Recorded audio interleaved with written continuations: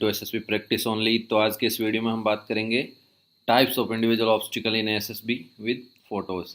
तो किस तरह के ऑब्स्टिकल्स जो इंडिविजुअल टास्क में होते हैं जीटीओ के दौरान, तो उन सब के बारे में आज जानेंगे फ़ोटोज़ के साथ। चलिए शुरू करते हैं। सबसे पहले है आर्मी और नेवी में 10 ऑब्स्टिकल्स जो होते हैं वो है jumping over slide oblique single ramp. Number 2 पे आता है long jump upon 3 feet drum. Number 3 zig zag balancing beam. Number 4 high screen jump. Number 5 jumping platform और double platform jump. Number 6 Burma bridge और number 7 Tarzan swing. Number 8 double ditch. Number 9 tiger leap. Number 10 commando walk. Air force में कुछ चीज़ें change होती हैं जो कि इस प्रकार है। Number 1 jumping over slide single ramp.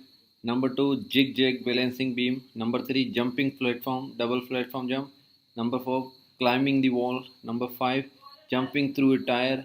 Number 6 tiger leap. Number 7 monkey crawl. Number 8 rope climbing.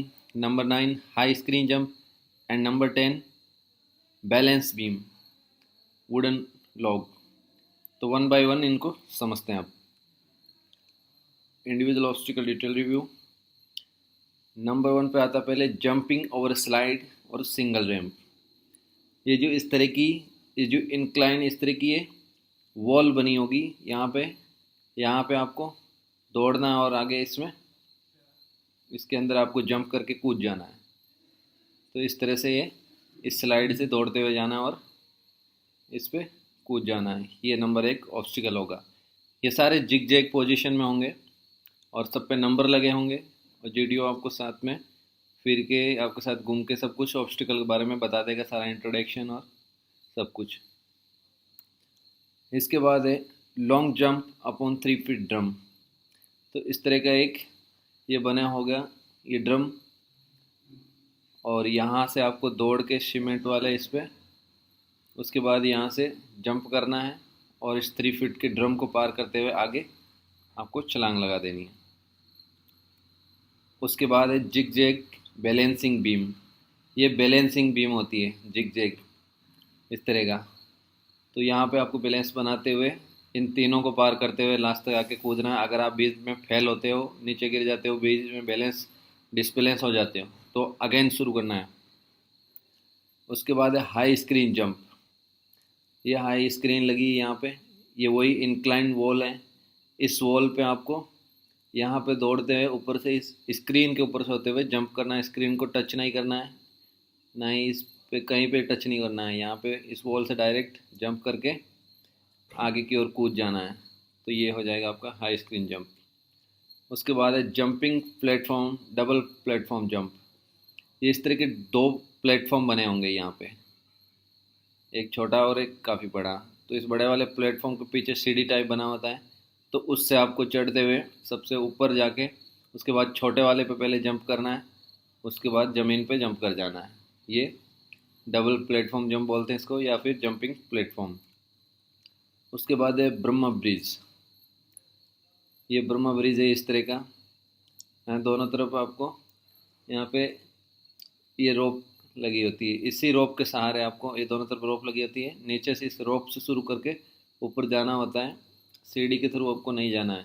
इसी रोप को पकड़ते ऊपर जाना है, फिर दोनों रोप को पकड़ते हुए दूसरी तरफ आके उतर जाना है। तो ये ब्रह्मा ब्रिज हो गया। उसके बाद है टार्जन स्विंग। ये टार्जन स्विंग है, इसमें टार्जन की तरह आपको ऐसे कूद के जो रस्से को पकड़ना है और फिर आगे की ओर कूद जाना है। यहाँ पे आप एक किसी पे प्लेटफॉर्म पे खड़े होंगे, उसके बाद इस पे रोप पे छलांग लगाओगे और फिर नीचे कूद जाना पकड़ के स्विंग करते हुए। उसके बाद है डबल डिच। डबल डिच इसमें काफ़ी ज़्यादा कन्फ्यूज़न होता है, बट कन्फ्यूज़ नहीं होना है, बिल्कुल सिंपल है एकदम। यहाँ पे आपको नॉर्मल सा हल्का सा 3-4 स्टेप दौड़ना है, रोप को पकड़ना है और यहाँ पे कूद जाना है। फिर एक स्टेप और अगले जो डिच है उसके आगे एक स्टेप और कूद जाना है। बस सिंपल सा है, ये भी हो जाता है। ये है टाइगर लीप।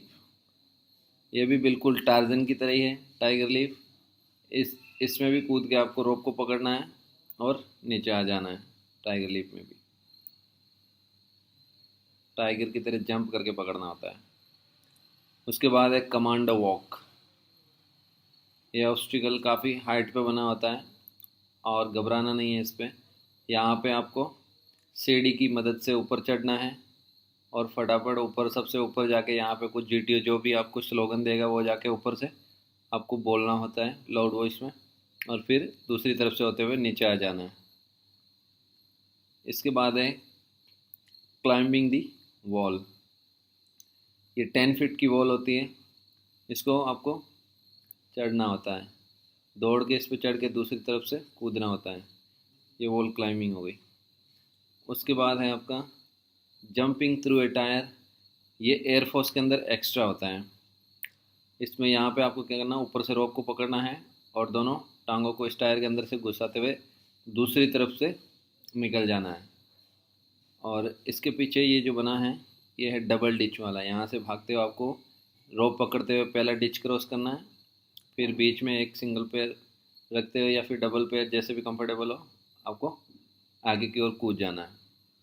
इसके पीछे ये देखो बना हुआ है, वो है आपका जो ये अभी जो बताया था कमांडो वॉक।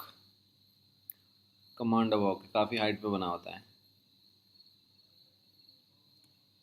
इसके बाद ये है मंकी क्रोल। ये भी एयरफोर्स में होता है एडिशनल। मंकी क्रोल, यहाँ से आपको यहाँ से नीचे से ही चढ़ना होता है, फिर इस लकड़ी के सहारे आगे बढ़ना है। यहाँ पे बंदर की तरह लटकना है और आगे की तरफ बढ़ते रहना है। ये मंकी क्रोल। उसके बाद है रोप क्लाइंबिंग। ये भी एयरफोर्स में होता है।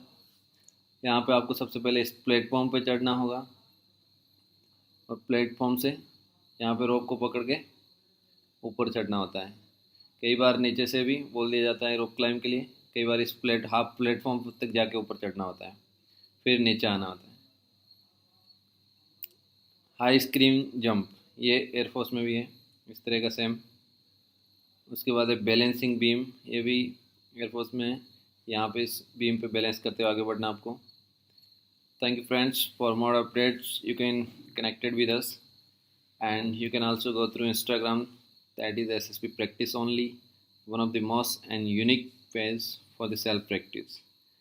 Thank you. आई होप आपको इंडिविजुअल ऑब्स्टिकल फ़ोटोज़ के साथ काफ़ी अच्छे से समझ में आ गया होगा। फिर भी any kind of queries you can write on my comment box, I will definitely answer there. Thank you.